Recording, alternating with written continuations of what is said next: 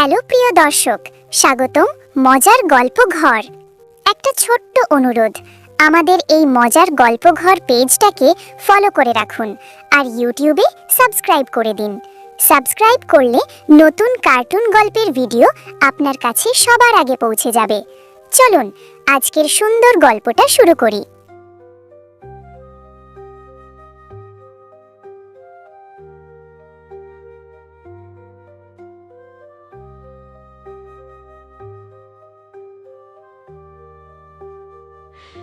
নদীর পাড়ের ছোট্ট গ্রাম শালিকপুর। সবুজ ধানক্ষেত, কাশবন আর পাখির ডাকেই যেন গ্রামের সকাল শুরু হতো। সেই গ্রামের এক প্রান্তে মাটির ছোট্ট ঘরে বাস করতেন দিনমজুর রহিম মিয়া, তার স্ত্রী আমিনা বেগম এবং তাদের একমাত্র মেয়ে তুলি।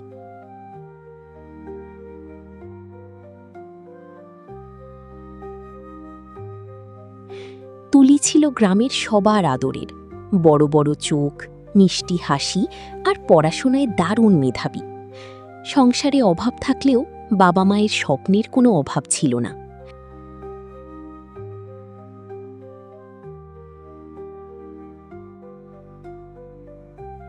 রহিম মিয়া প্রায়ই বলতেন, আমার তুলি একদিন বড় মানুষ হবে, আমাদের এই কষ্টের দিন শেষ হবে। আমিনা মৃদু হেসে বলতেন, মেয়েরা তো একদিন পাখির মতো উড়ে যায়, তবু যতদিন আছে বুকের ভেতর আগলে রাখি। তুলি হাসতে হাসতে মায়ের গলা জড়িয়ে ধরত। আমি কোথাও যাব না মা, সবসময় তোমাদের কাছেই থাকব। সেই কথায় তিনজনের হাসিতে ছোট্ট ঘর ভরে উঠত।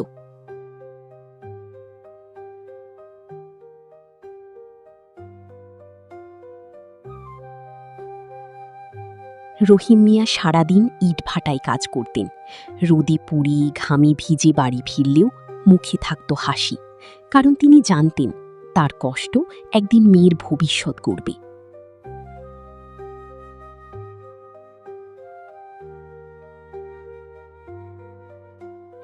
তুলির পড়াশোনার খরচ জোগাতে আমিনা নিজের বিয়ের সময়ের সোনার নাকফুল বিক্রি করে দিলেন। তুলি জানতে পেরে কেঁদে ফেলল।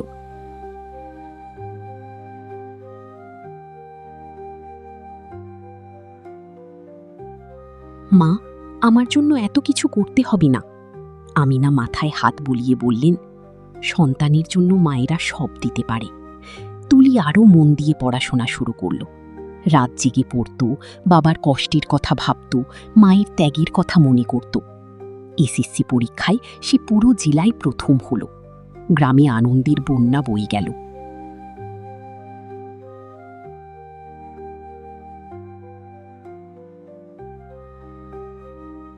রহিম মিয়া সবার সামনে চোখ মুছতে মুছতে বললেন, আমার মেয়ে শুধু আমার না, পুরো গ্রামের গর্ব। তুলি বিশ্ববিদ্যালয়ে ভর্তি হল ঢাকায়। গ্রামের মানুষেরা তাকে বিদায় দিতে এলো।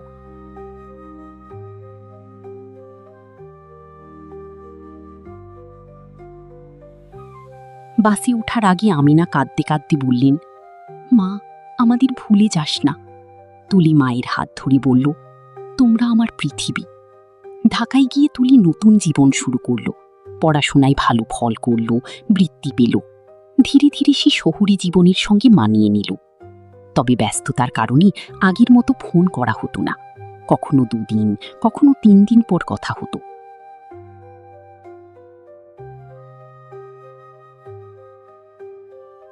আমিনা প্রতিদিন ফোনের দিকে তাকিয়ে থাকতেন। আজও ফোন দিল না। রহিম মিয়া সান্ত্বনা দিতেন, পড়াশোনার চাপ বেশি, আমাদের জন্যই তো এত কষ্ট করছি।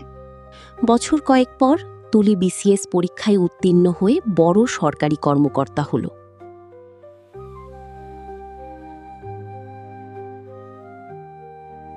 টেলিভিশনে তার সাক্ষাৎকার দেখে রহিম মিয়ার চোখ ভিজে গেল। আমার মেয়ে সত্যিই বড় মানুষ হয়েছে। গ্রামের মানুষ বাড়িতে এসে অভিনন্দন জানালো। সবাই বলল, রহিম ভাই, আপনার কষ্ট সার্থক। তুলি শহরে ব্যস্ত হয়ে পড়ল। অফিস, সভা, নতুন বন্ধু, সব মিলিয়ে সময় যেন কমে গেল।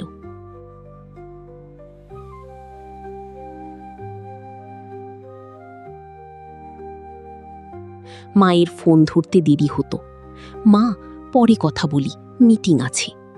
আমিনা চুপচাপ ফোন রেখে দিতেন।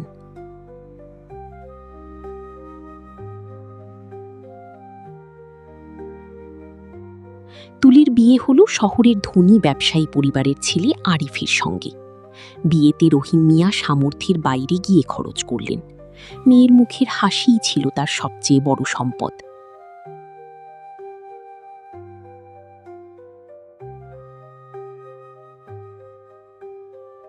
বিয়ের পর তুলি আরও ব্যস্ত হয়ে গেল। শ্বশুরবাড়ি, অফিস, সামাজিক অনুষ্ঠান সবকিছুতেই ডুবে থাকত।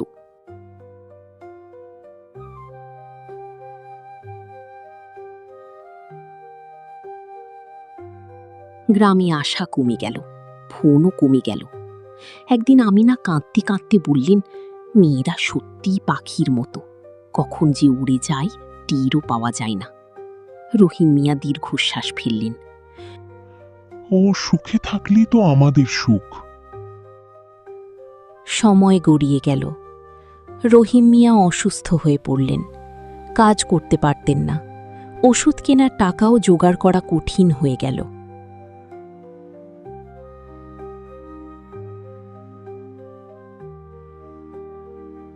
আমিনা বহুবার তুলিকে ফোন দিলেন, কিন্তু ব্যস্ততার কারণে কথা হলো না। একদিন তুলি ফোন করে বলল, মা, খুব ব্যস্ত আছি, পরে আসব। কিন্তু সেই পরে আর আসছিল না। রাতে রহিম মিয়া আকাশের দিকে তাকিয়ে বললেন, আমাদের পাখিটা উড়ে গেছে, এখন শুধু খালি বাসা। আমিনা নীরবে চোখ মুছলেন।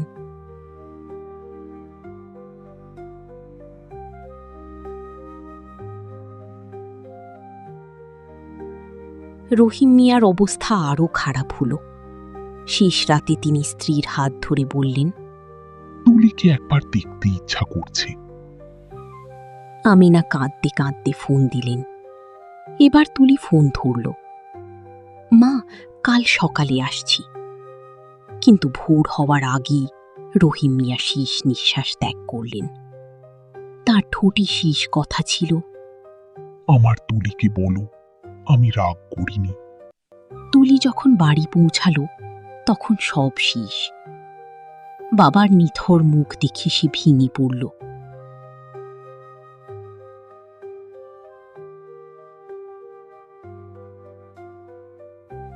বাবা, আমি এসেছি, একবার চোখ খোলো।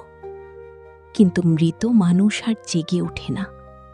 আমি বাবাকে সময় দিতে পারিনি। আমিনা চোখের জল মুছে বললেন, পাখি যখন উড়ে যায়, নীরে শুধু স্মৃতি পড়ে থাকে। বাবার মৃত্যুর পর তুলি বদলে গেল। সে বুঝল, জীবনের সবচেয়ে বড় সাফল্য হল আপন মানুষদের সময় দেওয়া। তুলি সিদ্ধান্ত নিল, মাকে আর একা রাখবে না। আমিনাকে শহরে নিয়ে গেল। প্রতিদিন অফিস শেষে মায়ের সঙ্গে বসে গল্প করত, নিজের হাতে খাবার খাওয়াত। একদিন বারান্দায় বসে আমিনা আকাশের দিকে তাকিয়ে বললেন, তুই আবার আমার নীরে ফিরে এসেছিস মা। পাখি যত দূরেই উড়ে যাক, তার আসল ঠিকানা মায়ের বুক। আমিনা মৃদু হাসলেন। সেই হাসির মধ্যে ছিল হারানোর বেদনা, ফিরে পাওয়ার শান্তি আর মায়ের সীমাহীন ভালোবাসা। ছোট্ট নীরে আবার আলো ফিরল। মানুষ জীবনের দৌড়ে অনেক দূর এগিয়ে যায়। অর্থ, সম্মান, সাফল্য সবই অর্জন করে। কিন্তু এক সময় ফিরে তাকিয়ে দেখে, যাদের ভালোবাসা তাকে এত দূর নিয়ে এসেছে, তারা নীরবে অপেক্ষা করতে করতে ক্লান্ত হয়ে পড়েছে। সন্তানরা পাখির মতো, একদিন তারা ডানা মিলে উড়ে যায় নতুন আকাশের খোঁজে। এটাই জীবনের নিয়ম। কিন্তু সেই উড়ে যাওয়ার মাঝেও ভুলে গেলে চলবে না, একটি ছোট্ট নীর এখনও অপেক্ষায় থাকে। সেই নীরে থাকে মায়ের স্নেহ, বাবার ত্যাগ আর অসংখ্য নির্ঘুম রাতের গল্প। সময় থাকতে বাবা মায়ের পাশে দাঁড়ান, কারণ পৃথিবীর সব দরজা বন্ধ হয়ে গেলেও মা বাবার হৃদয়ের দরজা সব সময় খোলা থাকে।